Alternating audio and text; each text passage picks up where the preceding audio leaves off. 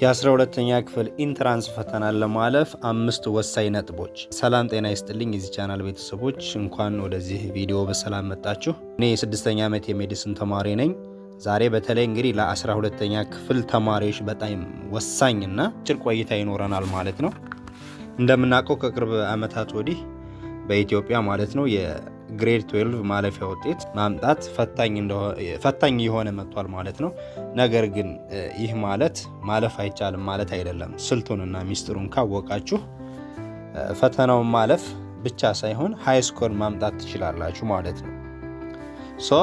ምንድነው በዚህ ቪዲዮ ላይ 5 የ12ኛ ክፍል ኢንትራንስ ፈተናን ለማለፍ ወሳኝ የሆኑ ቲፖችን እሰጣችኋለሁኝ። ቪዲዮን ተከታተሉኝ እስከመጨረሻው። ቪዲዮን እስከመጨረሻው ከተከታተላችሁና የተናገርኳቸውን ነጥቦች መተግበር የምትችሉ ከሆነ ማለት ነው ለፈተናው ያላችሁን ቆይታ ወይም ደግሞ ለፈተና ያላችሁን እይታ ሙሉ በሙሉ ይቀይራል። ቻናሉን ሰብስክራይብ በማድረግ ጀምሩ። ወደ መጀመሪያው ነጥብ እናልፋለን ማለት ነው። የመጀመሪያው ነጥብ ወይም ደግሞ የመጀመሪያው ቲፕ አእምሯችንን ለፈተና ዝግጁ ማድረግ ማለት ነው።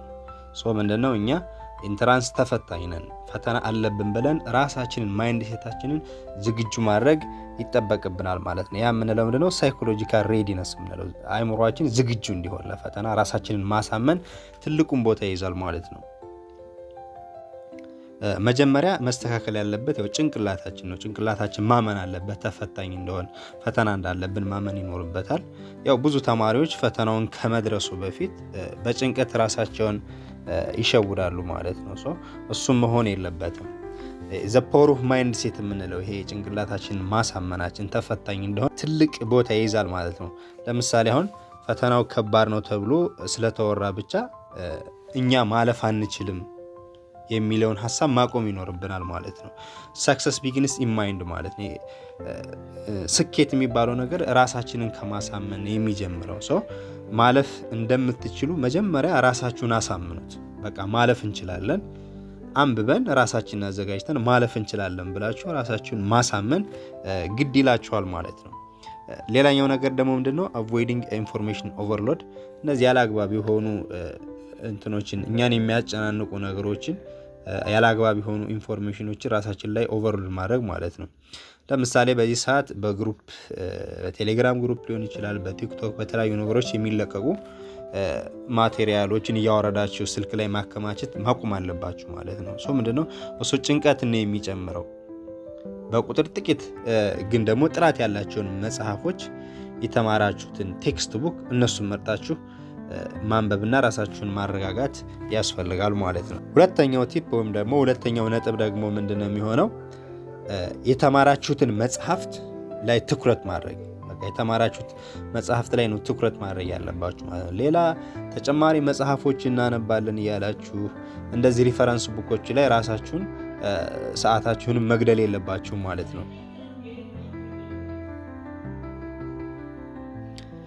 ሁለተኛው ነጥብ ደግሞ የተማራችሁት መጽሐፍት ላይ ብቻ ትኩረት ማድረግ። ሌላ እንደዚህ ሪፈረንስ መጽሐፎች በመፈለግ እነሱን በማንበብ ራሳችሁን ፈርዘር ማስጨነቅ፣ ራሳችሁን ማስጠበብ ወይም ደግሞ ራሳችሁን ማስቸገር ማጨናነቅ የለባችሁ ማለት ነው። ስለዚህ ምንድነው የተማራችሁት ቴክስት ቡክ ላይ በቃ እነሱን ማስተር አድርጉ፣ እነሱን አንብቡ ማለት ነው። ሁለተኛውና ዋናው ሚስጥር የሚሆነው ይሄ ነው።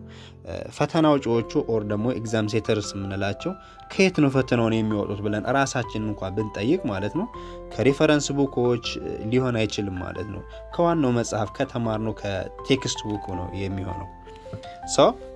ፎከስ ኦን ዘ ኮር ከሪኩለም ማለት ነው። ከግሬድ 9 አፕ እስከ 12 ያሉትን የትምህርት ሚኒስቴር ወይም ደግሞ አሁን ላይ የትምህርት ሚኒስቴር ያዘጋጃቸው መጽሐፎች ማለት ነው እነሱን አሉና እነሱን የተማራችሁትን መጽሐፎች እነሱን ላይ ፎከስ ማድረግ ይኖርባችኋል። ሌላኛው ደግሞ ምንድነው ፓይ አቴንሽን ቱ ሳመሪስ ኤንድ ኤክሰርሳይዝስ። ያ ማለት ምንድነው እነዚህ በየቻፕተሩ ሳመሪ ብሎ የሚያስቀምጣቸው ነገሮች አሉ። ከዛ በእያንዳንዱ ቻፕተር ደግሞ ኤክሰርሳይሶች አሉ፣ ጥያቄዎች ማለት ነው። እነሱ ላይ ደግሞ እንደዚሁ ፎከስ አድርጉ። ሳመሪ ብሎ ሲያስቀምጥ የቻፕተሩን ዋና ኮር ኮንሴፕቱን ስለሆነ ዛሬ የሚያስቀምጠው እነሱን አትለፏቸው። ሳመሪዎችን በደንብ እዩ። ከዛ ደግሞ ጥያቄዎችንም በደንብ ለመስራት ሞክሩ ማለት ነው። እያንዳንዱ ቻፕተር ላይ ዋና ዋና ጥያቄዎች ያስቀምጣል። እነሱን ጥያቄዎች ፕራክቲስ አድርጉ። እነሱን ጥያቄዎች በመስራት በእያንዳንዱ ቻፕተር መጨረሻ ላይ ያሉትን ሳመሪዎችን፣ ሪቪው ኩዌሽኖችን እና ዩኒት አክቲቪቲዎችን ሳትሰሩ አትልፏቸው ማለት ነው። በቻላችሁት ያክል ለመስራት ሞክሩ። ምክንያቱም ምንድነው አብዛኛውን ጊዜ ጥያቄዎች የሚቀረጹት ወይም ደግሞ ጥያቄዎች የሚወጡት ከነዚህ ጥያቄዎች ስለሆነ ማለት ነው። በቀጥታ ሊሆን ይችላል፣ በተዘዋዋሪ መልኩ ከነዛ ጥያቄዎች ነው የሚነሱት ማለት ነው። ሶ ሪሜምበር ዩር ቴክስት አር ዩር ፕራይመሪ ዌፐን ማለት ነው። ያ መጽሐፋችሁ የእናንተ ስትማሩበት የነበረው መጽሐፍ የመጀመሪያ የእናንተ የጦር ጋሻችሁ ነው የሚሆነው ማለት ነው።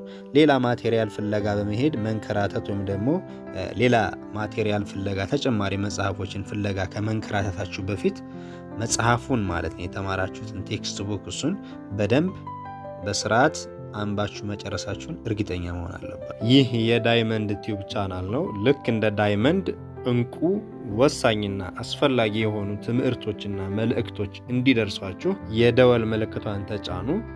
ከዛም ሰብስክራይብ እና ላይክ በማድረግ ቤተሰብ ይሁኑ።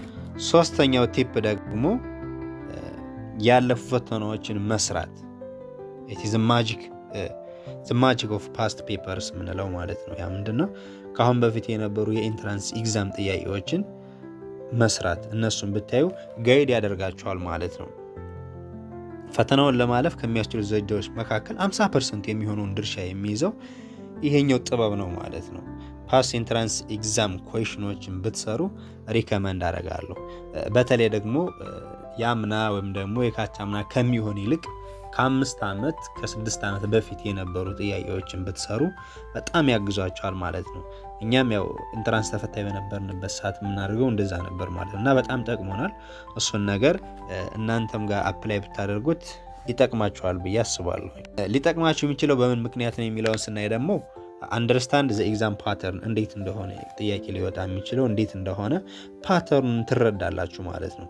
ያለፉትን 4 እና 5 ዓመታት ብሔራዊ ፈተናዎችን ስትሰሩ ፈተና አውጪዎች እንዴት ጥያቄ እንደሚወጡ ኤግዛም ፓተርኑን ትረዳላችሁ ማለት ነው። ሌላኛው ደግሞ ዶንት ጀስት ሉክ አት ዘ አንሰርስ፣ ቀጣ ደግሞ ጥያቄውን ሲሰሩ መልሱን ብቻ ለማየት መቸኮል የለባችሁ ማለት። ለምሳሌ አሁን ኤግዛም ቡክ ምናምን የሚባሉ መጽሐፎች አሉ ጥያቄዎችን ሰርተው በእስከነ ኤክስፕላኔሽን የሚያስቀምጡ እነዛን ጥያቄዎች ስትሰሩ በዛ ሰዓት ቀጥታ ሄዳችሁ መልሱን ብቻ አትዩ ማለት ነው።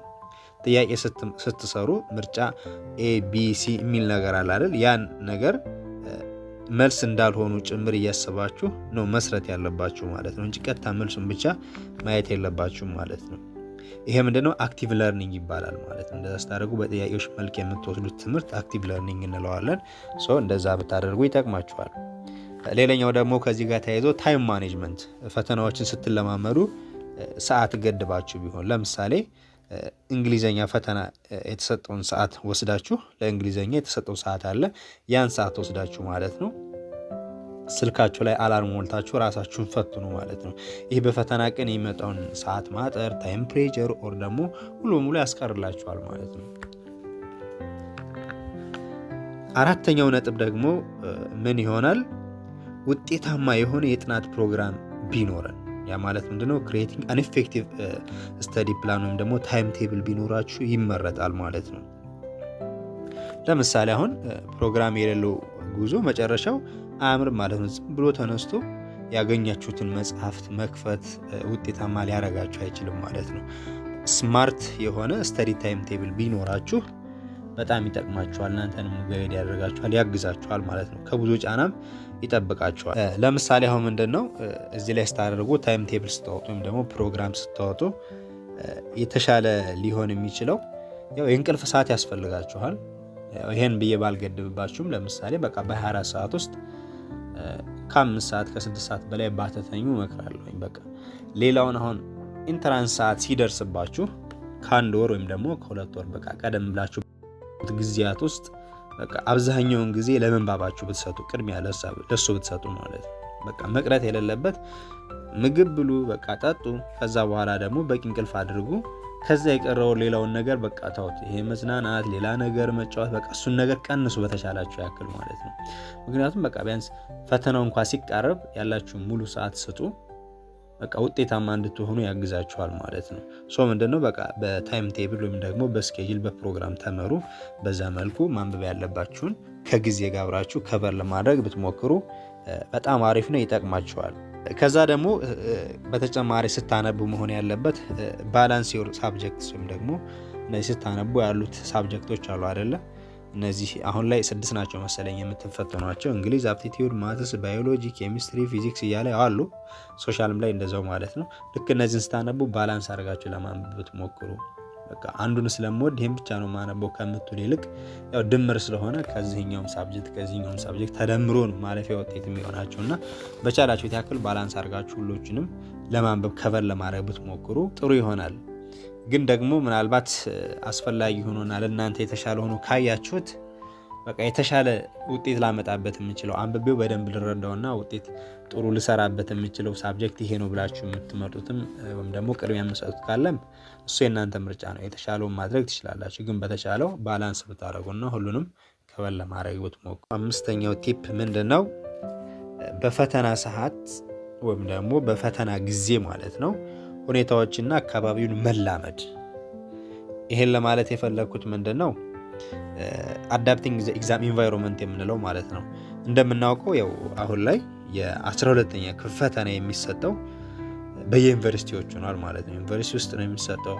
ያን ማለት ከለመዳችሁት ቦታ ለቃችሁ አይታችሁት ማጣውቁት አዲስ ቦታ ነው ሄዳችሁ የምትፈተኑት እና ይሄ ነገር የተወሰነ ቻሌንጅ ሊያደርግ ይችላል ወይም ደግሞ አዲስ አካባቢ ስለሆነ ለብዙዎች ጭንቀትን ሊፈጥር ይችላል ማለት ነው። ሶ ያን ነገር እናንተ ቀለል አድርጋችሁ አዳፕት ማድረግ መለማመድ ኢንቫይሮንመንቱን ማለት ነው። በቃ ቀላል ነገር እንደሆነና ብዙም እንግዳ እንዳይሆንባችሁ ለማለት ፈልጌ ነው። ምክንያቱም ምንድነው ያ ነገር እንደ አዲስ እንደ እንግዳ ወይም ደግሞ ለየት ያለ ነገር አድርጋችሁ ታስቡት መጨናነቅ ምናምን ሊፈጥር ስለሚችል ቀለል ባለ መልኩ በቃ ልክ እዛው የለመዳችሁት አካባቢ እንደሆነ አስዩም ማድረግ ራሳችሁን በቃ ማሳመን ማለት ነው።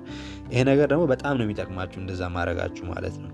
ለምሳሌ አሁን ሜንታል አዳፕታቢሊቲ የምንለው ነገር አለና ሜንታሊ ራሳችሁን በዛ ነገር ላይ ስታለማምዱት ነገሩን ቀለል ያደርግላችኋል ማለት ነው። ሰው ምንድነው ከቤት ወጣችሁ ዶርም ውስጥ ከብዙ ተማሪ ጋር ስትኖሩ ወይም ደግሞ የአኗኗር ዘይቤ መቀየሩ ማለት ነው አይቀርም።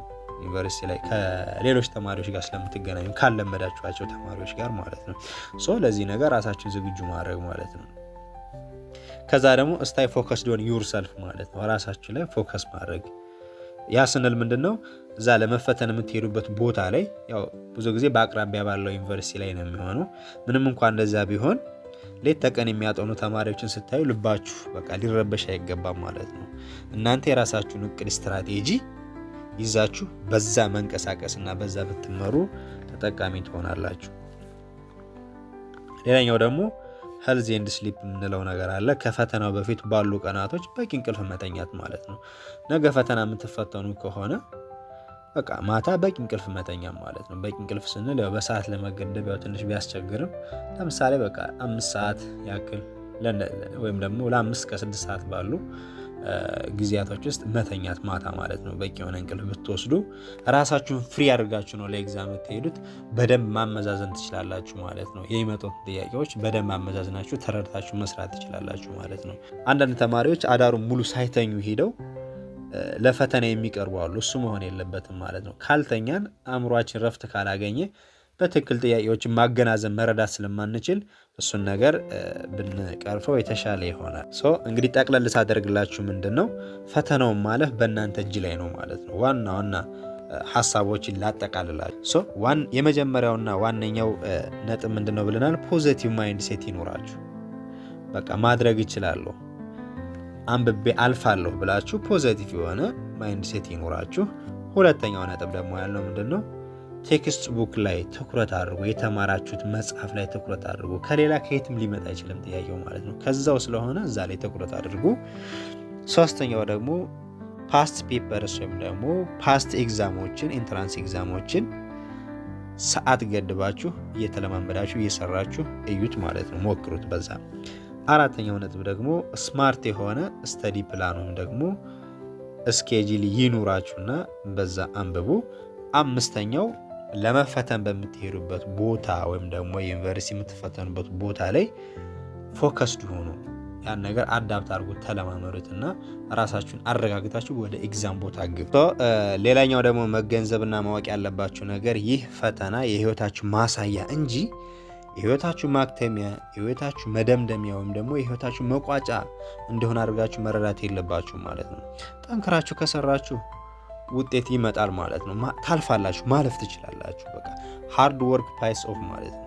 ጠንክሮ የሰራ ያስረው ማለት ነው፣ ይከፍለዋል።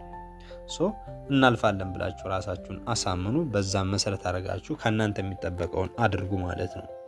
እንዲህ ሲባል ደግሞ የግድ በቃ ውጤት ከቀረ ሌላ ህይወት የለኝም ብላችሁ ደግሞ ማሰብ የለባችሁ። ውጤት ከቀረም ሌላ ብዙ አማራጮች አሉ ማለት ነው። ህይወት በትምህርት ብቻ አይደለም የሚሆነው። ስለዚህ በቃ እንዳይመጣ ተስፋ አድርጉ። በዛ አይነት ወይ ደግሞ አንብቡ፣ ተዘጋጁ። እንደዛ ለማለት እወዳለሁኝ። ይህ ቪዲዮ ጥቅም እንዳለው ካመናችሁበት ለጓደኞቻችሁ ሼር አድርጉላቸው። ቪዲዮውን ደግሞ ላይክ ማድረጋችሁንና ቻናሉን ሰብስክራይብ ማድረጋችሁን እንዳትረሱ።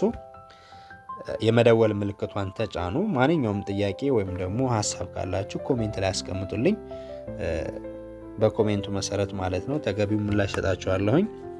ከዛ መቀጠል ደግሞ ምንድነው እንግዲህ ቀጣይ ማለት ነው ኢንትራንስን ከተፈተናችሁ በኋላ የት ዩኒቨርሲቲ መግባት እንደምትፈልጉ፣ ምን ዲፓርትመንት መግባት እንደምትፈልጉ ጻፉልኝ።